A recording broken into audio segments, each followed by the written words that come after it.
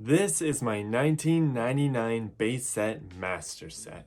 If we check the very first card here, we can see that Alakazam is number 1 of 102. Now if we flip a few pages, and this is where Jungle starts, so let's ignore that, we can see that the last card in base set, the Water Energy, is 102 of 102. I've completed this set and collected all 102 cards, so we call this a master set. Now let's jump ahead 24 years. This is my Pokémon 151 master set. Well, it's not a master set yet. I'm still working on it. But now we have reverse holos, secret rares, and even a card made of solid metal. The TCG has evolved, but so has the terminology. Welcome to Master Sets 101. Base set is an easy example because there's no fluff, just the original 102 cards. But a year later, Team Rocket was released. This set introduced the first ever secret rare, Dark Raichu. Check out its number at the bottom, 83 of 82. And Dark Raichu isn't just the first secret rare, it was also the very first time a card was released in English before Japanese. In fact, this card was made by Wizards of the Coast in America, and it's rumored to have delayed the set's release by 3 months. So in case you don't know, a secret rare is any card where its number surpasses the set number, just like Dark Raichu here. It's no question that Dark Raichu needs to be caught in order to complete the Team Rocket Master Set. Today, all sets have secret rares, and lots of them. Stellar Crown, released in September 2024, has 33 secret rares, but some sets, like Paldean Fates, released in January 2024, have as many as 154 secret rares, which make up the majority of the set. You have to collect all the secret rares to complete a master set. There's no argument here, so let's add that to our cheat sheet. And next up, let's discuss reverse holos. Reverse holos were first introduced with the Legendary Collection in May 2002. Interestingly, this was an English exclusive set made up of reprints from base set, Jungle, Fossil, and Team Rocket. This was done to make cards more available and playable for the TCG, but 20-something years later has turned into one of the most collectible sets of all time. So every card in this set has a reverse holo counterpart, doubling the total of the set. But the number doesn't change. For example, Alakazam is 1 of 110, and the reverse holo Alakazam is also 1 of 110. This brings the total of the set to 220. Modern sets all include reverse holo cards, but not for every single card like the Legendary Collection. If you have one of the booklets found in an ETB product, they will provide you with a key so you can see which cards in the set have reverse holos. But basically everything common, uncommon, and rare is going to have a reverse holo variant. And as you can see, I've included reverse holos in my Pokémon 151 Master Set. And yes, these are a requirement for the Master Set, so let's add that to our sheet too. Next, we're diving into promo cards. Most promo cards belong to their own set, like the Black Star promos. This started all the way back, actually at the beginning of the TCG. Maybe you remember receiving a promo card when you went to see the Pokemon movie in theaters.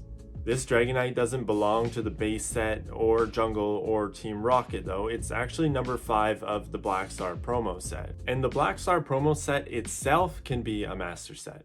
But when it comes to the modern TCG, this hasn't changed. Scarlet and Violet has its own Black Star promo set, although these sets are massive and some cards might be impossible to get. But this is where the line starts to blur a little bit. Let's look at this Pokémon 151 product. It comes with all sorts of goodies like booster packs, a playmat, dice, a coin, and some promo cards. Mew and Mewtwo here are actually Black Star promos, which means they belong to the Black Star promo set, not Pokémon 151. And if this feels weird to you, you're not alone, it's weird. I think most collectors would consider these promos to be part of the Pokémon 151 expansion, but they're not. However, I think most of us would include them in our Pokemon 151 Master Set. Personally, I like to keep them at the end after the secret rares. Like I said, this is where things start to get blurry. And this is a good time to mention that Master Set isn't an official term. It's a word that collectors made up to describe a complete set. So you might have a different idea of what Master Set means, and if you disagree with me, go ahead and comment it below so we can start a discussion to help out the newcomers to the hobby. So for now, I'm going to put the Black Star promos in the not required column, but we will revisit this before the video is over, I promise. We have to stay on track, and next up we have unnumbered promos. If Black Star promos made things blurry, unnumbered promos make things messy. This is truly where most of the confusion comes from, but I'm gonna try and break this down in a simple way. Let's jump back to the Team Rocket set of April 2000. We have our 82 cards, plus Dark Raichu, the secret rare, for a total of 83 cards. But this number gets bumped up to 86 if you want to include the unnumbered promos, Dark Gyarados, Dark Arbok, and Dark Charmeleon. Dark Gyarados can be found with a pre-release stamp on it, and Dark Arbok can be found with a gold W stamp. These were both available through the Pokemon League, but at different times. And the third, Dark Charmeleon, which also has the gold W stamp, was only available through an exclusive Kraft Foods giveaway that was only in Australia. And to be clear, these cards are already in the Team Rocket expansion set, but without any special stamps. But they are otherwise identical. And this practice of just stamping regular cards and releasing them as promos spans the entire history of the TCG, way back in the Wizards of the Coast days, all the way to today in the modern sets. If we flip to the back of my Pokemon 151 binder, we'll see this little guy. This Charmander looks just like the one from the main set, but he has a GameStop stamp. This is essentially the same as the pre-release Dark Gyarados to the Team Rocket set. Sorry for stating the obvious, but yes, this Charmander was only available through GameStop. There is a Squirtle and a Bulbasaur with stamps that I don't have yet. They came from the Pokemon Center and Best Buy, respectively. Oh, and another one is the EB Games Charmander too. And it doesn't stop there. Pokemon 151 is kind of notorious for unnumbered promos. Snorlax has a Pokemon Center stamped variant, which was only available through Pokemon Center exclusive ETBs. Pikachu and Eevee have Pokemon Together stamps. Voltorb has a Professor Program stamp, and there's a Cosmos Holo variant of that variant. Dodrio has a Play Pokemon stamp, and then a bunch of the cards have Cosmos Holo or Reverse Cosmo Holo variants. And now to make things even more complicated, some cards have slightly different Cosmos Holo patterns. And if you want to know more about this, I made a video on it. And if that was overwhelming, I don't blame you. It is overwhelming. Like that Voltorb, for example, is so rare that it's much more expensive than most of us are prepared to pay. So to complete a master set, are these unnumbered promos required?